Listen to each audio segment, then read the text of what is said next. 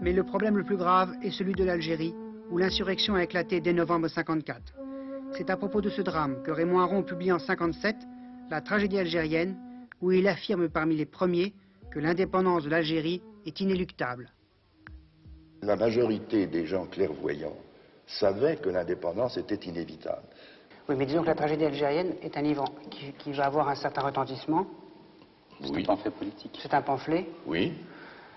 Cette brochure a été taillée en pièces, critiquée de manière passionnelle. Et il y a une phrase... Qu'est-ce qu'on lui reprochait?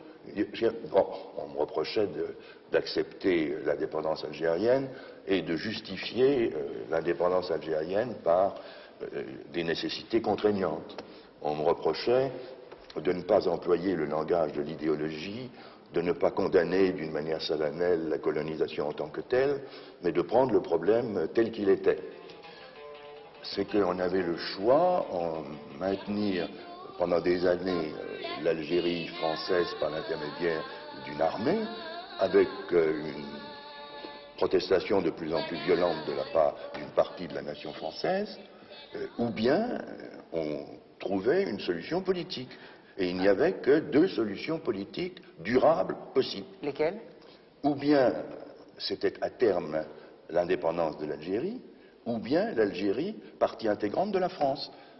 Les Français d'Algérie, quand ils ont compris que l'indépendance des Algériens dans l'Algérie seule signifiait la domination des musulmans, ça avait de soi, ils étaient discontraints.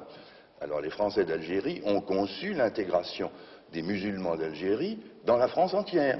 C'était la fameuse formule de Dunkerque à Tamanrasset. Bien, mais à l'époque, il y avait 10 millions de musulmans. C'était déjà substantiel, ça représentait à peu près un peu moins d'un quart. Mais en 1980, les Algériens sont plus de 20 millions. À la fin du siècle, ils seront entre 30 et 40 millions. Or, si les 30 à 40 millions de musulmans sont partie intégrante de la France, la Chambre des députés, l'Assemblée nationale, sera composée de 40%, 50% de musulmans, ce qui était impensable. Vous voulez dire que c'est donc démographiquement impossible? Strictement, c'était strictement impossible. En somme, vous étiez pour l'indépendance, d'abord pour des raisons économiques, moins que pour des raisons morales, en définitive. Ce n'est pas du tout comme cela qu'il faut présenter les choses. C'est pourtant comme ça que c'était vécu à l'époque. Il s'agissait de convaincre ceux qui n'étaient pas convaincus. Il n'y avait aucun intérêt de ma part à dire une fois pour toutes que j'étais contre la colonisation.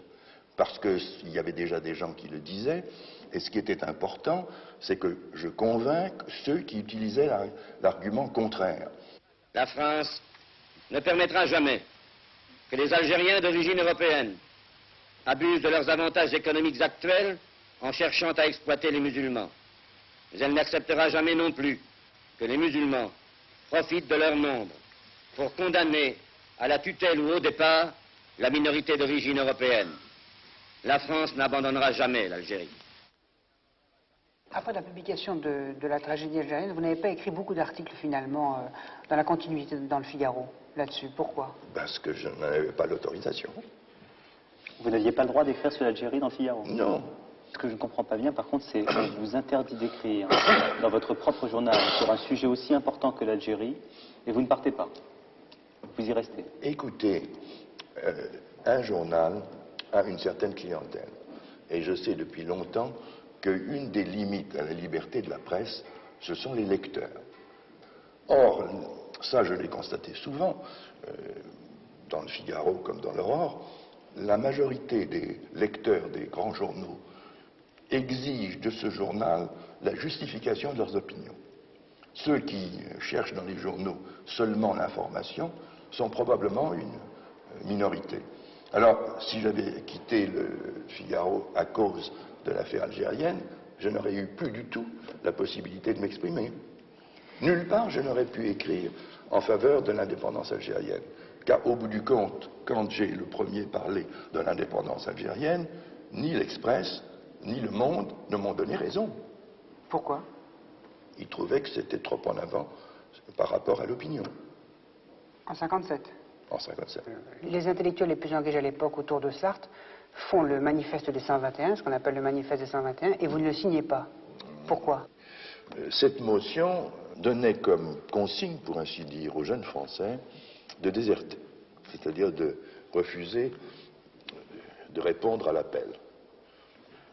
D'abord, je trouve tout à fait déplaisant pour des intellectuels tranquilles qui ne risquent rien du tout de dire à des jeunes gens de se transformer en déserteurs. En effet, dès 1956, les appelés du contingent viennent grossir les troupes engagées. Ils seront jusqu'à 500 000. Cette guerre, avec son cortège d'horreurs de part et d'autre, prend une ampleur considérable et divise le pays. Les moyens qui ont été utilisés par les Algériens ont souvent été épouvantables, exactement comme ont été épouvantables les moyens utilisés par l'armée française.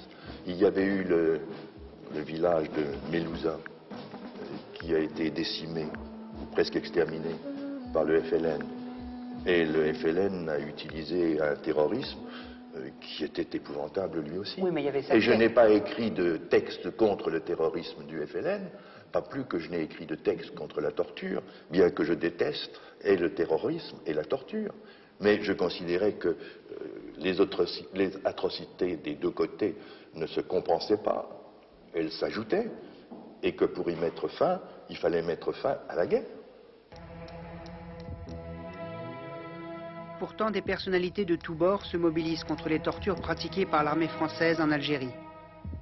Et ceci, autant pour des raisons morales que politiques. Le gouvernement interdit des livres et censure la presse. Jusque dans l'armée, la contestation se développe. Et dans cette période, votre position modérée, en définitive, est un peu... Mais ce n'était pas une position modérée, c'était une position catégorique dans l'ordre politique. Oui. Et en ce qui concernait les protestations morales, j'en laissais la responsabilité aux belles âmes. Oui, mais alors justement, c'est la question que je vous Puisqu'une posais. fois pour toutes, il est entendu que je ne suis pas une belle âme.